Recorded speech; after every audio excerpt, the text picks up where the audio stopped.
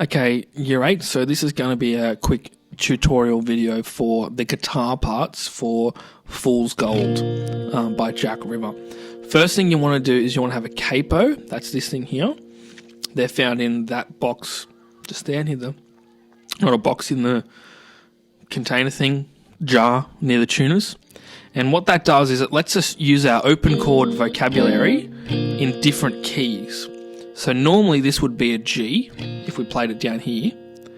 But what it's actually doing is it's allowing us to play it's a B flat chord. So it's a G shape, but it's a B flat chord. And it allows us to play the same chords in a different key. So that's the first thing you need for this, is to put it on fret number 3. 1, 2, 3. And that means that this G shape is actually a B flat. And I'm going to try and talk about the chords that we play. So G, A minor, C and D. And I'll also tell you what the chords actually are, because we should be looking at a lead sheet. Okay, so that's the first thing. Both rhythm and lead, so there'll be 2 guitar parts, both need a capo. It just makes life easier. And there's a few parts. There's the riff, and then there's the riff up the octave. And there's a little lick. And then there's the chords. So there's 4 parts. So there's the lick up the octave, there's a little riff, and the chords. So I'll start with the riff. And I want each guitar player, both rhythm and lead, to learn it's only 4 things. So then you can swap them, you can change them around and have fun. So when I talk about this capo is on fret number 3. So I'm going to talk as if this is fret 1. So if I say fret 1, it's here. Even though technically that's fret 4, it just makes our language easier for me to call that fret 1 relative to the capo. So we start here, we use our middle finger to play fret 3 relative to the capo. 1, 2, 3. Then we use our pinky here to play fret 5 on the A string. So then we use our middle finger again on the A string at the same fret, number 3. And then we use our pinky again on the E string now, so they swap on the E string fret 5. So we got.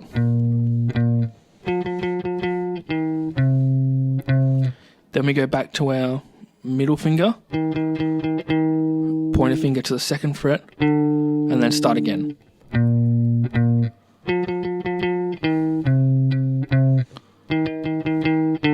So that's the first half.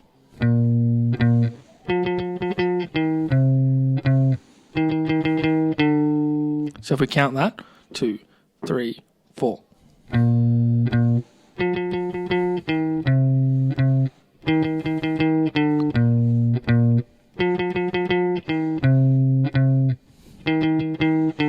And the second half is, instead of 1 E and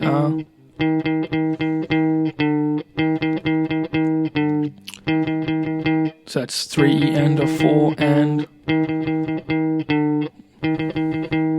we skip the first, we don't hit 3, we go E and a 4 and, so you'll hear it. So if I play both,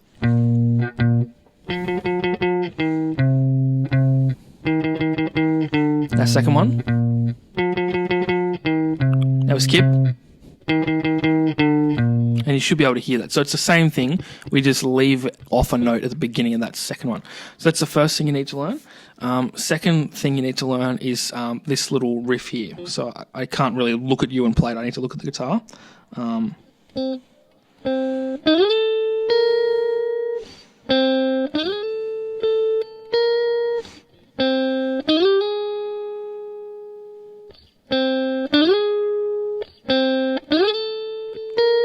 So you need to be careful of that. See, if you do it flat, it doesn't sound good. No.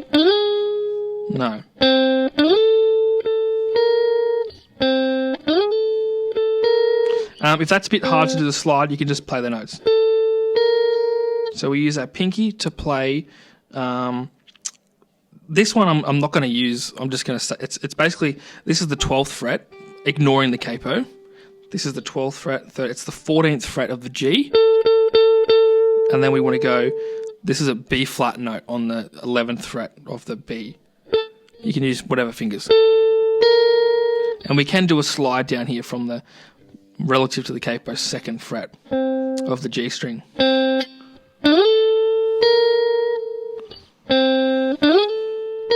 But we've got to be careful we don't hit the flat note like I did earlier. And that happens over the chords. And is there another lick? I don't think so. Also, so that's the second thing, is that little riff. And that happens in the chorus, happens in the pre-chorus and stuff like that.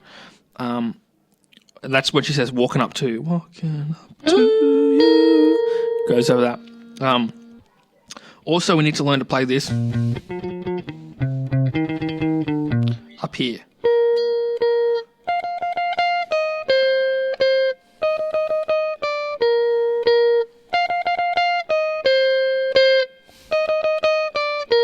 So we start here on next to the dots. So this is 12, 11 on the B, and then 13 on the E.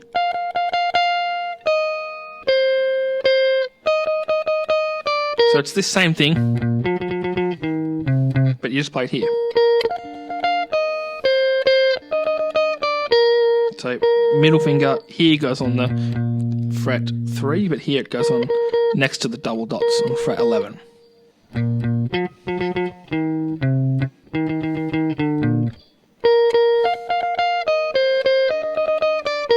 So that's the third thing you need to know.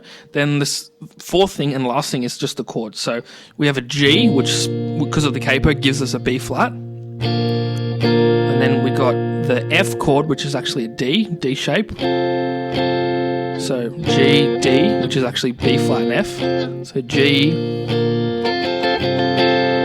And then we got an A minor shape, which gives us actually a C minor. And then a C shape, which gives us an E flat chord. So the actual chords are B flat, F, C minor, and E flat, but we want to play a G, a D, A minor, and C.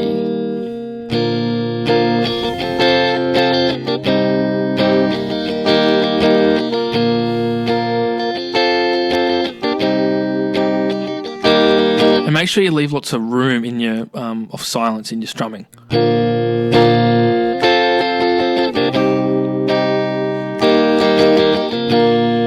And you do that on the electric guitar. It does have an acoustic in the song, but it would be too hard to do multiple instruments, so just keep it on the electric. So